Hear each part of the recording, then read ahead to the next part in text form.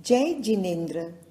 पूर्व में 25 तक के यंत्रों को अच्छी तरह समझ लेने के पश्चात आज हम यंत्र 26 से लेकर यंत्र 43 तक का कथन करेंगे। इन 18 यंत्रों का एक साथ विवेचन करने के पीछे कारण यह है कि इन यंत्रों में घर एक पृथ्वी काय का ही है। मरणोपरांत भिन्न भिन्न स्थानों से जीव आकर पृथ्वी काय में उत्पन्न हो रहे हैं। परिमाण द्वार, इसमें प्रति समय जगन्य, उत्कृष्ट, असंख्यात उत्पन्न हो सकते हैं, लेकिन जो उत्कृष्ट में उत्पन्न होने वाले हैं वे जगन्य 1, 2, 3 संख्यात या असंख्यात भी उत्पन्न होते हैं। लेश्याद्वार, इसमें जगन्य स्थिति वालों में केवल 3 लेश्याएं कृष्ण, नील, कापोत ही कही गई है, क्योंकि इनमें देव उत्पन्न नहीं होते हैं, अतः तेजोलेश्या नहीं हो सकती है। ये अपर्याप्त ही मृत्यु को प्राप्त हो जाते हैं। इसका अर्थ हुआ अंतर मुहूर्त की जगन्य स्थिति में काल करने वाला पृथ्वी कायिक तेजोलेशी नहीं होता। आयु द्वार, उत्कृष्ट आयु जो 22,000 वर्ष कही गई है वह कठोर खर पृथ्वी के होती है। अध्यवसाय, जगन्य के गम्य में अध्यवसाय एकांत अशुभ होता है।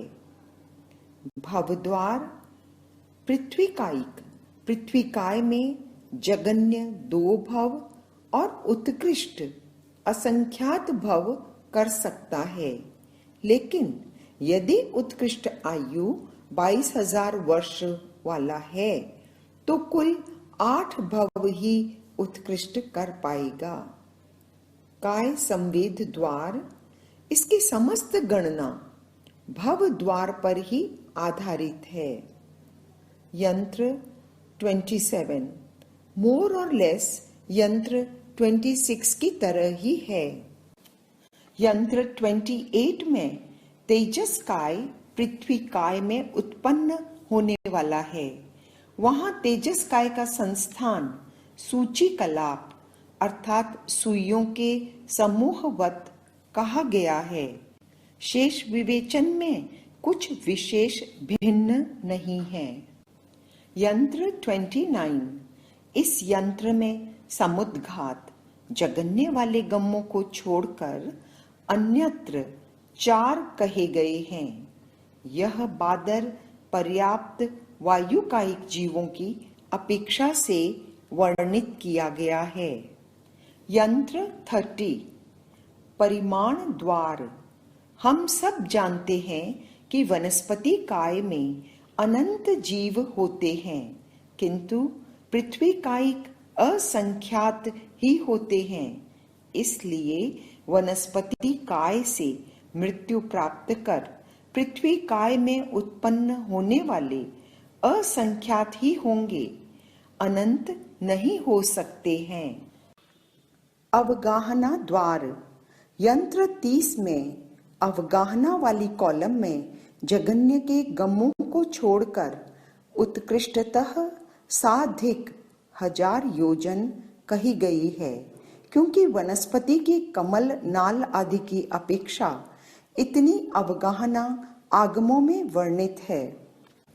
यंत्र 31, 32 और 33, यंत्र 31 से 35 तक सर्वत्र ही परिमाण द्वार एक जैसा संख्यात या असंख्यात ही है। 31, 32, 33 यंत्र में जगन्य के गम्मों में योग एक ही लिया गया है, क्योंकि वह जीव वहां अपर्याप्त है, इसलिए उसके केवल काय योग होगा। इनमें ज्ञान नहीं लिया गया और दृष्टि भी केवल एक मिथ्या दृष्टि, कारण वह अपर्याप्त जीव है और इनमें ज्ञान का अभाव रहता है। इन तीनों यंत्रों के जगन्य गमकों में नाणत्ता 7 होते हैं। अवगाहना, दृष्टि, ज्ञान, योग, आयु, अध्यवसाय और अनुबंध में प्राप्त होते हैं। द्विंद्रिय की शंख आदि के कारण 12 योजन की उत्कृष्ट अवगाहना पर्याप्तकों में कही गई है। शंखो पुण 12 जोयणाइंग। त्रिंद्रिय में 2.5 द्वीप से बाहर 3 कोश की पिपीलिका अर्थात चींटी पाई जाती है और इसी प्रकार चतुरिंद्रिय भ्रमर भी 2.5 द्वीप के बाहर 4 गव्यूत का भी उपलब्ध होता है। किंतु अपर्याप्तकों की अवगाहना अंगुल का असंख्यातवां भाग ही होती है। जगन्य गमक अपर्याप्त मरण के हैं। भवद्वार विकलेंद्रिय यदि पृथ्वी कायकों में उत्पन्न होते हैं तो मैक्सिमम संख्यात भव ही करते हैं। इसीलिए काय संवेद द्वार में सर्वत्र काल संख्य ही लिया गया है, असंख्य नहीं।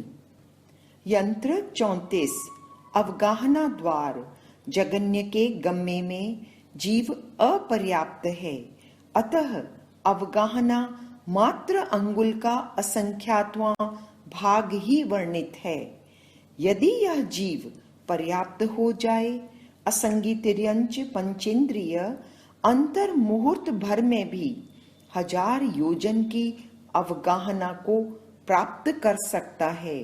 असन्नी तिर्यंच पंचेंद्रिय के अपर्याप्त अवस्था में मात्र एक काय योग ही होता है और मिथ्या दृष्टि के साथ वह अज्ञानी ही रहता है।